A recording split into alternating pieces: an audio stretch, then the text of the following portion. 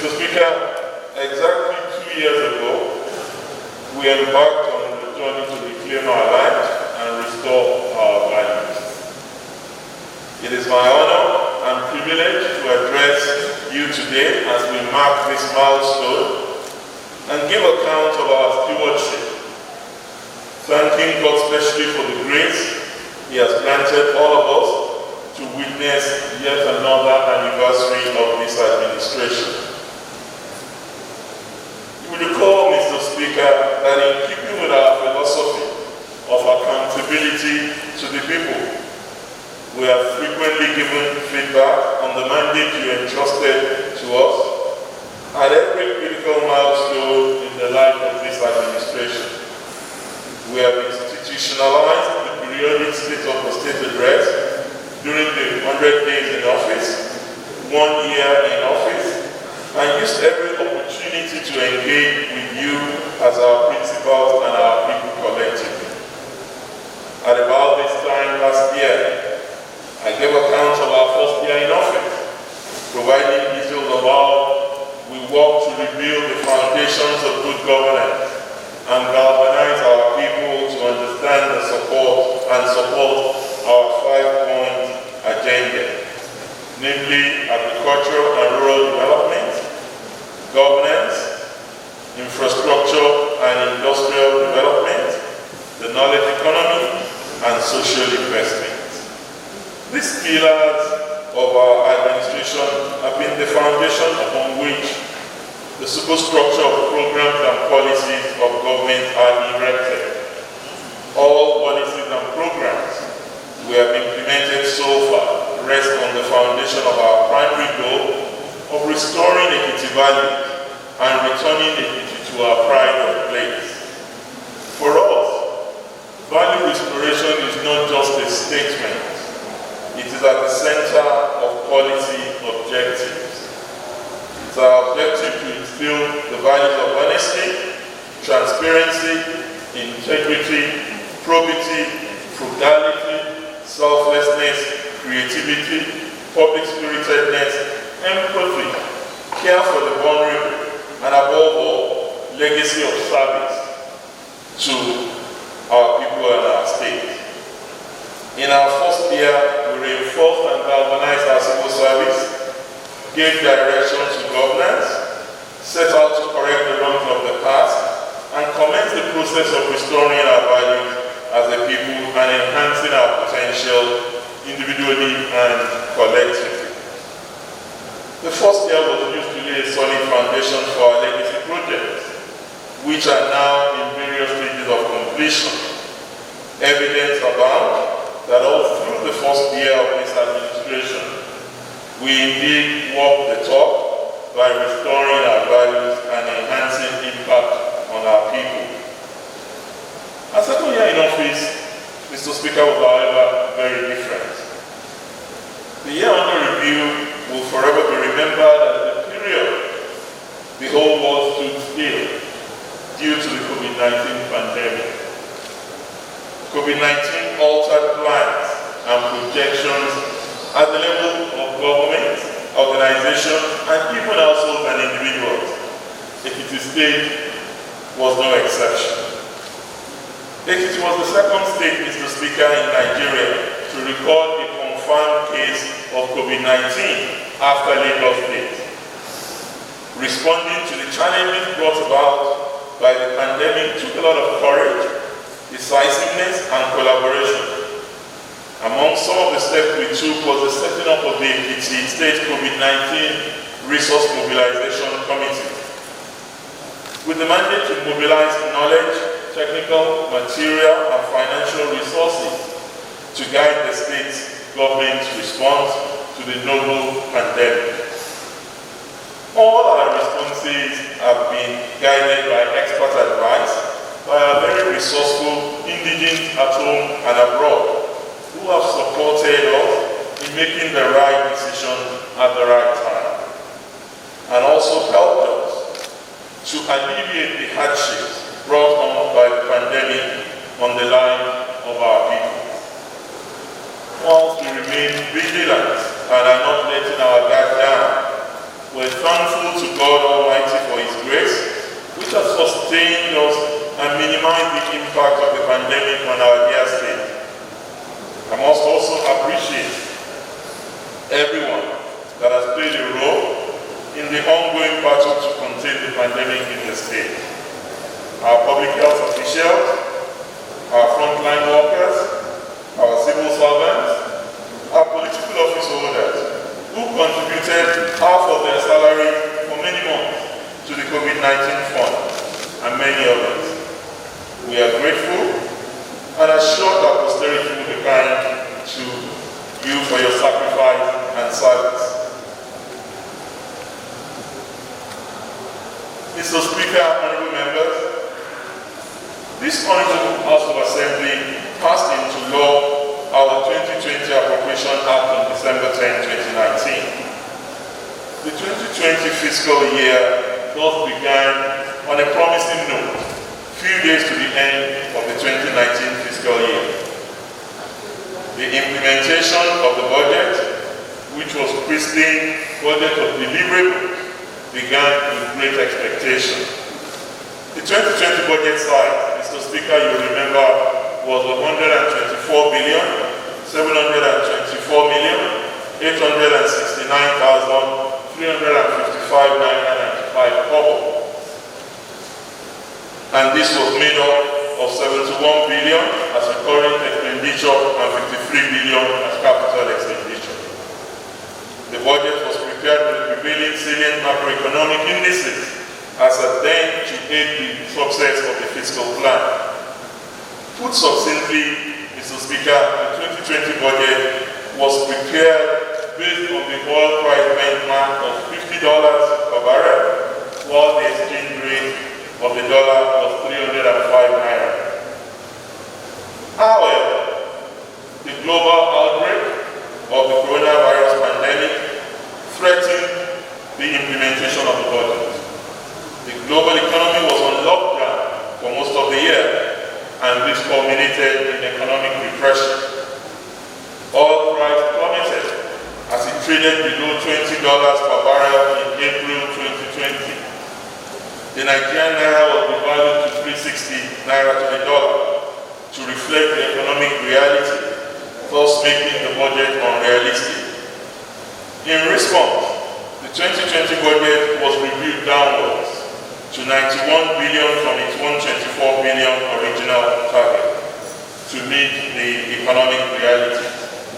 The reviewed budget accorded priorities to critical sectors of the state, namely healthcare delivery, agriculture and rural development, and infrastructural development in response to the pandemic, and to reposition the economy of the state.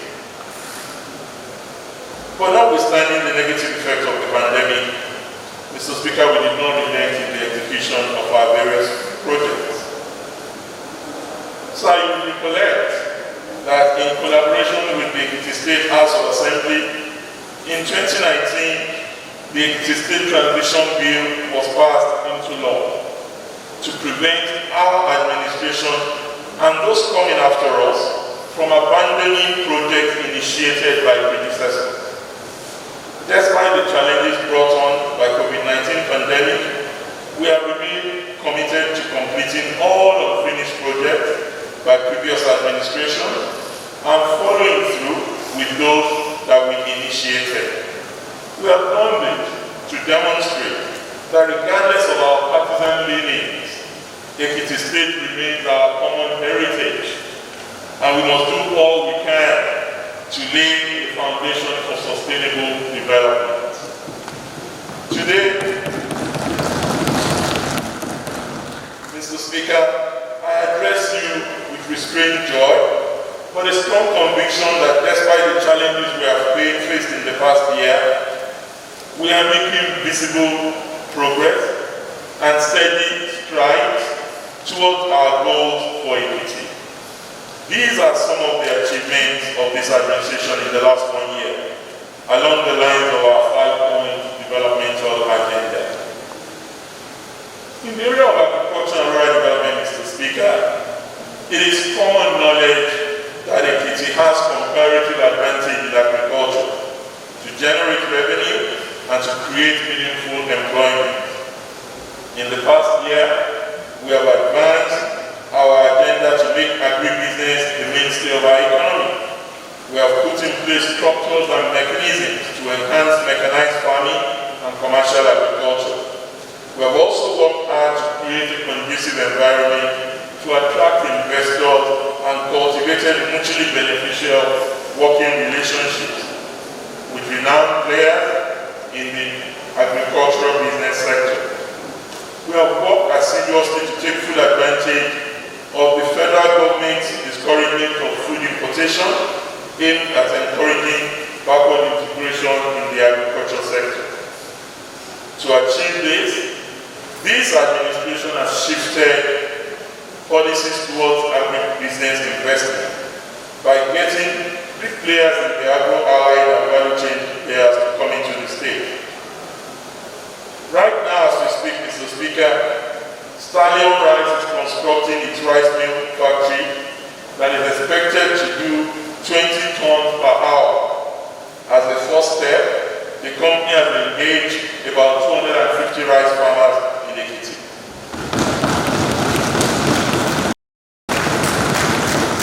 Similarly, JMK Rice Mill is progressing with the installation of a 12-ton per hour rice mill. Dangote Rice has also secured land for the installation, but has been slowed down by the COVID-19 interruption. In the cassava value chain, Promise Point and Arrow Agro-Allied have fully installed their cassava processing factories in our agri-processing zone in Iyebero, Okeako axis. Equally, Villam Terra Agri has taken over the 100,000-ton silo along Afebafalola University in the state, in addition to opening up the Orange Farm Settlement and the Ise Farms for cocoa and oil palm production. In all, the value of investments in the agri sector alone has been put by the Nigerian Investment Promotion Center in the last 1 year to be about $60 million in Ekiti. In addition to the foregoing, we have mapped, allocated, and cleared about 8,000 hectares of the land required for these companies to thrive in Ekiti. We are also working in partnership with various local associations of cash crop growers like maize, cassava, rice, cowpea, vegetables, cotton, and so on. Similarly, we are positioning the state not only in rice farming, but also in rice production technology. We have sent about 100 of our youths to the International Institute for Tropical Agriculture in Ibadan through African Rice to train them on seed multiplication and value chain addition. We did this to increase our yield per hectare, which has been very low due to the type of rice seedling that is commonly planted in Ekiti. They have graduated and have started planting. Through our aggressive push in agribusiness investment, nothing less than 2,000 direct and indirect jobs have been created in the agriculture sector. We are hopeful that by next year, most of the factories currently setting up will have commenced full operation. We are passionate, committed, and excited about this development, Mr. Speaker, because its multiplier effects are not just on the possibility of boosting our internally generated revenue, but for the thousands of jobs it will create for our people. Comprehensively, we are accelerating the construction of our rural roads to enhance transportation of produce from farm to market. Approximately 1,000 kilometers of rural roads will be affected in our World Bank-supported RAMP initiative. Equally, our agricultural processing zone initiative is progressing well, even though also delayed by the outbreak of the pandemic. In the area of governance, Mr. Speaker, our quest to bring democracy closer to the people informed the decision to conduct elections and inaugurate elected officers into our local government to deepen good governance at the grassroots. As committed Democrats, we are conscious of the fact that democracy cannot be said to be complete unless the three tiers of government are duly elected executive at the helm of affairs. The positive impact of this on governance, especially on democracy dividends to the people, cannot be overemphasized. I am pleased to report to this Honorable House that the respective local government executives are now fully operational and working in harmony with the state government to improve the life of our people. I'm also pleased to report that we institutionalized the prompt payment of salaries to our workforce, despite the constraints we faced in the period under review. Likewise, we have continued our quest to pay down the outstanding gratuities of civil servants, in keeping with our belief that our senior citizens who serve the state diligently need to receive what is due to them and enjoy their retirement in dignity. Highlights of our achievements in line with the governance agenda, as I've said, include the successful conduct of local government elections, the creation of a state security network codenamed Amotekun, which will be formally sworn in on Monday, 19th of October. The inauguration of the state revenue automation system, which captures all revenue from all sources into one platform for easy access of our internally generated revenue. Our involvement in the Open Government Partnership, which ensures openness, transparency, and accountability in government, and we have trained over 2,000 workers in the last 1 year, and also completed the recruitment of more staff to fill existing vacancies. Right, Honorable Speaker, infrastructure is very crucial to industrial development. We have worked hard to reverse the trend of poor maintenance culture leading to dilapidation of our critical assets, and are working hard to construct new ones.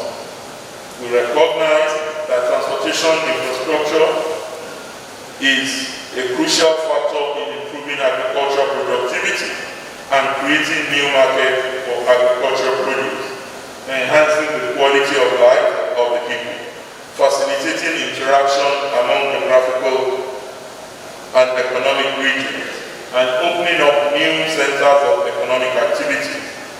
In addition to the routine maintenance of the existing road network, we are also working on some critical roads across the state, which are at various stages of completion.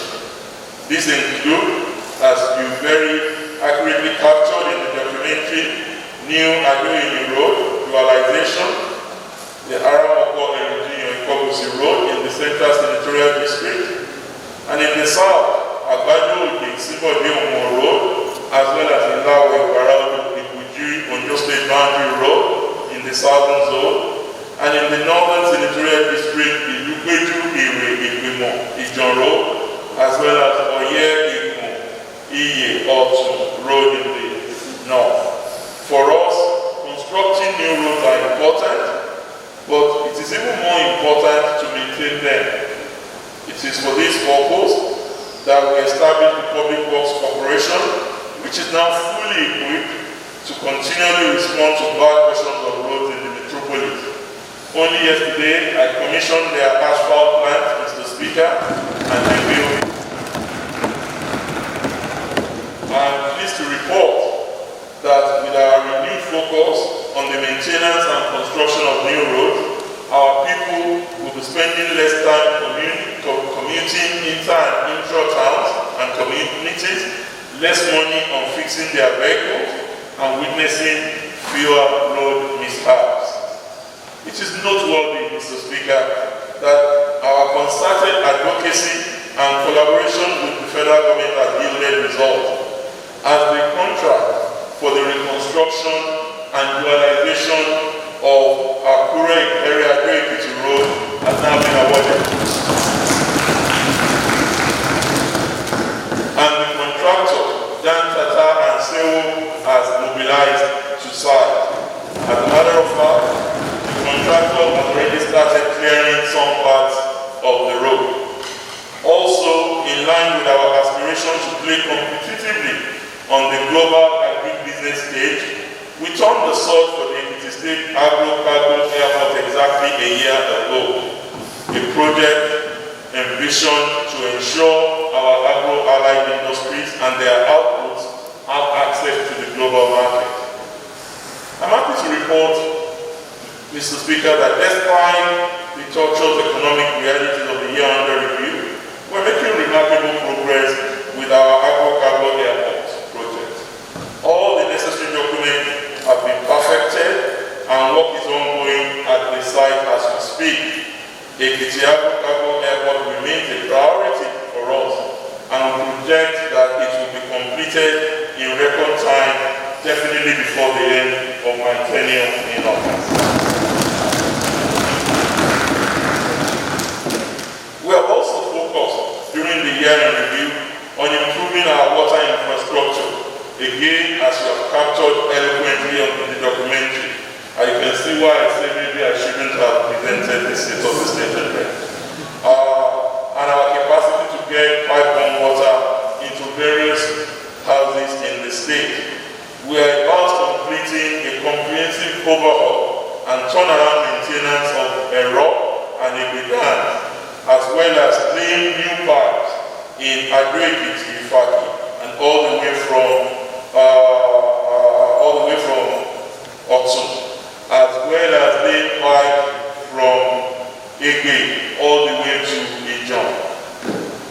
In terms of critical infrastructure in the education sector, we have fulfilled our obligation of counterpart funding of over 7 billion naira to access our UBEC grant, and this is what has paved the way for the immense construction work that you have noticed across the length and breadth of the state.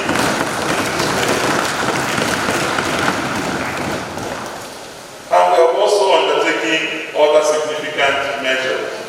We have upgraded, and I signed into law this morning, the upgrading of the College of Education, Ikere, to the University of Education.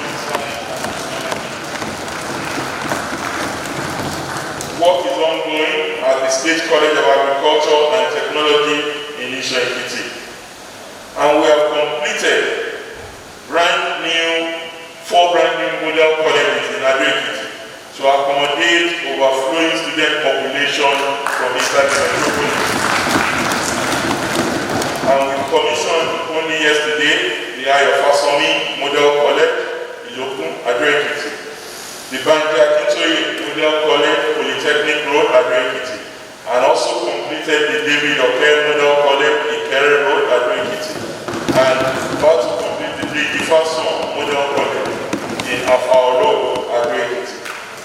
In the last 1 year, we have constructed 82 blocks of classrooms, renovated 308 new classrooms, bought 4,063 teachers' furniture, and built 10,453 student furniture, 1,645 nursery plastic furniture, 66 boreholes in our schools, 166 perimeter fences across the state, 120 toilets in various schools, 520 units of merry-go-round playground equipment for early childhood education, and 836 swings for the early childhood education.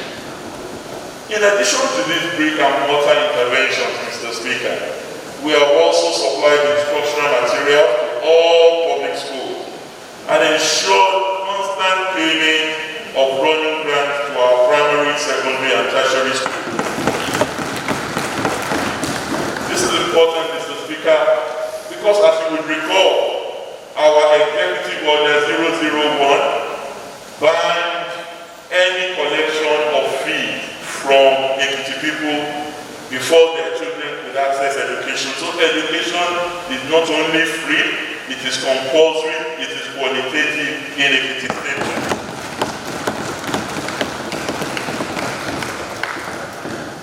Mr. Speaker, a healthy, motivated and socially secured people is the greatest asset of any nation. In Ekiti State, the well-being of our people remains invaluable to us as a government.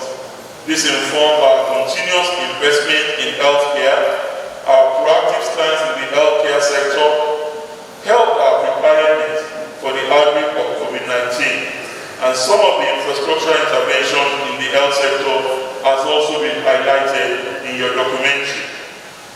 What I'm about to add to what you've done is to say that in addition to the 20 primary healthcare centers that we have reconstructed and renovated, the modular laboratory that we have acquired for the testing of COVID-19 and other infectious diseases, and the equipping of the 150-bed capacity isolation center in Obade Hospital in Adre for the containment of communicable diseases, 2021 will witness a lot more infrastructural upgrade, and we will work in at least one primary health center in every ward, and reconstruct and renovate all the general hospitals in the city as well as the state specialist hospital in the 3 zones, in the Kole, in the Jero, and in the Kere. Mr. Speaker, on knowledge economy and human capital development are key to our development in the Ekiti State. This is one of the reasons we continue to provide a conducive environment for our civil servants, our teeming youth, and the informal sector to thrive. Some of the achievements in our quest to build our human capital and knowledge economy include the following. We have paid in the last 1 year bursary to over 3,000 of our university students. And these include students of Ekiti origin studying in various higher institutions in the country, including law students in the law school in Abuja. We have also offered scholarships for 288 undergraduates, and these are merit-based scholarships based on the CGPA of the student. We've given 31 scholarships to physically challenged undergraduates as well, and 71 scholarships to master's degree students, and 79 scholarships to PhD students. This is in addition to the 247 graduate unemployed youth and women that we have supported under the FADAMA Agri program. In addition, Mr. Speaker, in our quest to enhance the performance of the civil service, we have sponsored several civil servants to local, national, and international training, facilitated the purchase of vehicles for senior civil servants, approved car and housing loans for various cadres of civil servants, and paid gratuity of many pensioners, as we have increased the gratuity from the 10 million that used to obtain in the previous administration to 100 million a month under the gratuity. I am proud to report, Mr. Speaker, that due to the enabling environment we have created, our people continue to excel on the national and international stage, bringing glory to our state.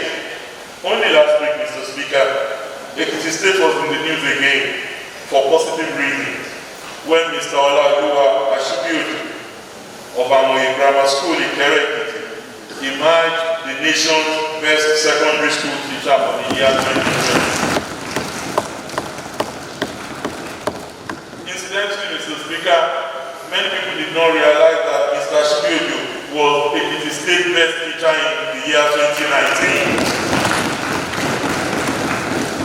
And it was that success in 2019 that made us nominate him for the national award in 2020, and we're glad that he succeeded. Once again, I congratulate Mr. Ashibioju and the two best teachers in Ekiti for the year 2020, Mr. Owe of St. Augustine Comprehensive High School, Oye Secondary Category, and Mr. Abiodun Olukayode of AUD Pilot Nursery and Primary School in the primary category. I urge others to emulate this and keep making us proud as a state. In In social investment, Mr. Speaker, you will all agree with me that social security is evidently one of the hallmarks of my administration. We ran it successfully in my first term, and we launched it exactly a year ago in October 16, 2019, as part of activities marking the first anniversary of this administration. We launched the Owo Arugo, Onje Arugo, and Obrinkete empowerment outreaches. And via these programs, we have distributed over 100,000 palliative packages to thousands of households across all of the 16 local government areas of Ekiti State. Many of our elderly citizens are collecting Onje Arugo on a monthly basis through the office of the First Lady. Not only that, the office of the First Lady also distributed baby kits and palliatives to mothers who delivered babies in the first 2 months of total lockdown at the peak of the COVID-19 pandemic. Owo Arugo is our regular social security program in the state, and our aged people who have been captured in the social register are being paid to make life more meaningful for them. It is also noteworthy that Ekiti State ranked the best among other states in terms of the provision of palliatives to ease the hardship the people faced during COVID-19 induced lockdown. Right, Honorable Speaker and members, in addition, we collaborated with the federal government initiative, including the provision of stipends for the youth through the Youth Employment and Social Support Operation YESO initiative. We cannot accomplish all the initiatives on our plate by simply depending on our share of federation revenue. Consequently, we have continued to enhance the capacity of our internal revenue service with a view to significantly improving our revenue generating capacity. Now, Mr. Speaker, let me take a moment to focus on our building legacies. This administration came on board with a clear agenda on how to transform Ekiti State. And we're leaving no stone unturned in our quest to fix Ekiti State and make it better through sustainable legacy projects. So far, every sector has been receiving attention to better the lot of our people. Education, healthcare, agriculture, water supply, and transportation are now being prioritized and given adequate attention. There is hardly any community in the state you can visit now that you cannot see multiple ongoing or completed projects. If we're not fixing the primary school, we're laying water pipe. If we're not laying water pipe, we're building civic center. If we're not building civic center, we are fixing the roads in their farm lands. And we're going to even do more. We have created the Bureau of Rural and Community Development, and that bureau is going to be focusing a lot more extensively, Mr. Speaker, on our community projects in the coming year, 2021. Mr. Speaker, as your government, we are conscious of your yearnings and expectations. Each of our policies, programs, and projects is carefully crafted with a view to making life better and more meaningful for our people. We're making tremendous progress on all the legacy projects we embarked on, even as we're confident of initiating new projects soon, aimed at making life more comfortable for our people. The democratic government in our various local government areas have contributed immensely in making life easier for our people, Mr. Speaker, in their various councils. The limited resources available to them notwithstanding. This is one of the beauty of having elected officers at the local government. The positive impact of local government structures on governance, especially on democratic dividends to the people, cannot be overemphasized. This administration has decided to go a step further, Mr. Speaker. And after extensive consultation, we have decided to revisit the creation of local government development areas.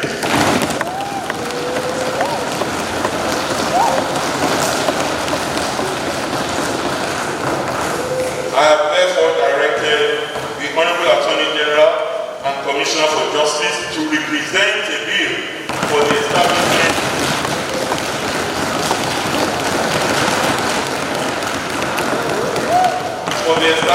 of local government development areas in Ekiti State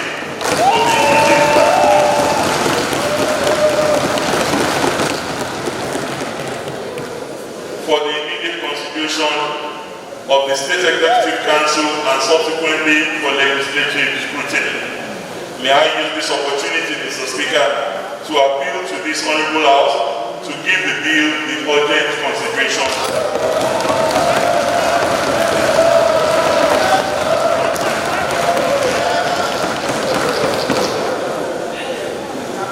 Mr. Speaker, my administration is conscious of the importance of the state address in consolidating the stride we have made in enabling a culture of good governance in Ekiti State. In order to ensure that this accountability framework is sustained, my administration will shortly present a bill to this House with a view to ensuring that it becomes mandatory for all successive governments to present an annual State of the State address for the continuation of the State House. It is my view that the strides we have made in the area of good governance can best be sustained when our people are aware of programs of government and participate actively in decisions that affect them. I urge you all to remain patient and do not lay your faith in our government falter. Many of the ongoing projects will be completed, commissioned, and made available for public use before the end of our tenure in office. These legacy projects are the prerequisite for the envisioned future Ekiti State, and we are poised to deliver in record time as promised. Mr. Speaker, I am pleased to report that our overarching agenda for the restoration of values is receiving greater attention with the launch of the strategic roadmap for the restoration of values campaign. This has been our guiding principle and mainstream across all our programs and policies. But we're now putting structures in place to ensure the sustainability of this vision over the long term. We're committed to ensuring that regardless of the partisan affiliations of any future administration, never again will Ekiti become a theater of absurdities and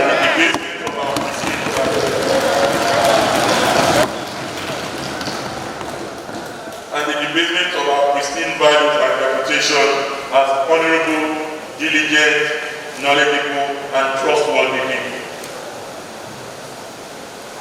Mr. Speaker, please permit me, as I round up, to say a few words about the ongoing national conversation on policing and police reform. Let me state clearly that my administration recognizes and welcomes the conversation on policing and police reform in Nigeria. This is a position that we share with other state governments under the platform of the Nigerian Governors Forum. We recognize the right of our youth to freedom of peaceful expression about the state of policing in Nigeria. In fact, on my way here this morning, Mr. Speaker, I made a stop at the protest being held at Fajiri by a number of our youth, and I addressed them on our support. But there is now an urgent need to properly articulate what we mean by police reform in practical terms. It is beyond doubt that there is a need for a wholesale review and redefinition of the role, function, as well as organizational structuring of our police. My administration will continue to participate actively in this national dialogue. We have suggested that consideration should be given to the merit of decentralizing policing in Nigeria. We have also proposed that the Nigerian Police Council, as enshrined in the Constitution of Nigeria, should be more active and regular in its oversight function of policing. We firmly believe that police accountability, including respect for citizens' rights, pro-poor policing, and indeed community policing, can best be achieved at the level of the states. Irrespective of our diverse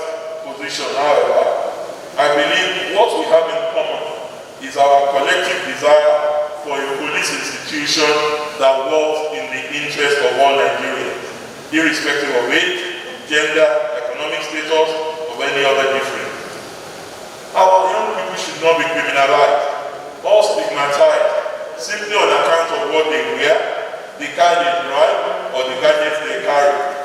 In line with the recommendation of the National Economic Council yesterday, I have today constituted a panel of inquiry and restitution for victims of SARS-related abuses in Ekiti State.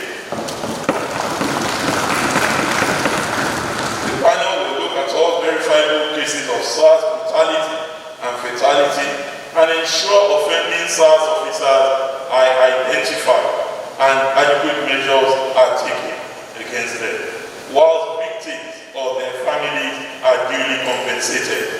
Membership of the panel include a retired judge of the State High Court as chairperson and representation from civil society organizations, including youth groups. The Honorable Attorney General will publish additional details, including giving information on how our citizens can access the panel.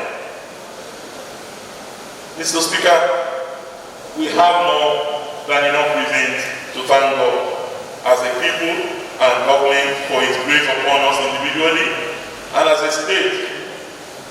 And I have more reason personally to thank God. As you know, Mr. Speaker, as yourself, we were both survivors of COVID-19 and it could have been worse.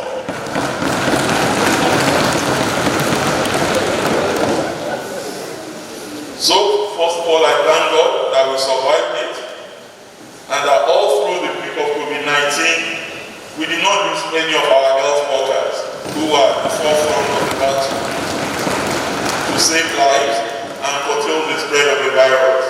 For this, I am most grateful to God. I'm equally happy that against all odds, we were able to meet up with our statutory obligations all through the peak of the crisis, despite the global economic downturn. It gladdens my heart that rather than breaking us, the pandemic united us more and brought out the Oluwabi in us as a people. I'm also proud of the fact that despite the COVID-19 induced crisis, we can meet up with our commitments to all ministries, departments, and agencies, and we have kept them running smoothly. I'm proud of the ongoing work in our various schools and on our legacy projects. I sincerely appreciate the comments, suggestions, and criticisms of Ekiti, and we should please keep them coming. We recorded these significant successes because of your involvement, faith, and trust. Indeed, God has been good to us. Mr. Speaker, I intend to present to this Honorable House our proposed budget for 2021 very, very soon.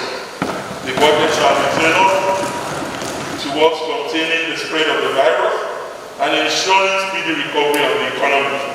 Put succinctly, it shall be a budget of economic recovery and restoration. I thank Ekiti, Mr. Speaker, for their love, prayer, and support. I especially thank everyone that supported his or her neighbor in one way or the other during the lockdown. I thank all those who rose to the occasion and supported the state in its quest to curtail the spread of the pandemic and alleviate its attendant hardship on our people. I'm greatly indebted to the leadership and members of the COVID-19 Response Resource Mobilization Committee under the chairmanship of Prince Julius Adelu and our father, Chief Afe Babalola, as the Grand Patron.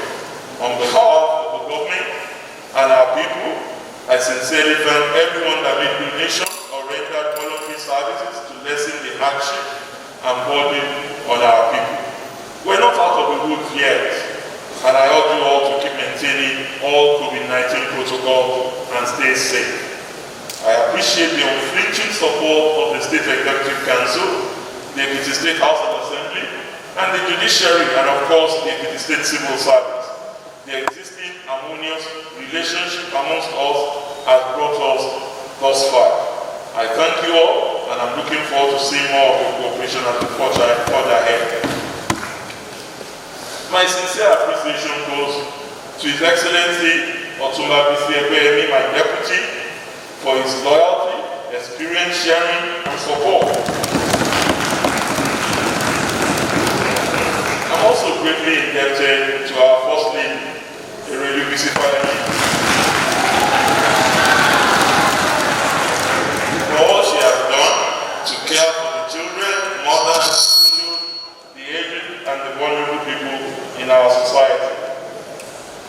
I cannot end this address, Mr. Speaker, without paying glowing tribute to some of our patriots and frontline soldiers that departed within the period under review. We lost our elder statesman and former governor of the old Ondo State, Evangelist Bamidele Shola.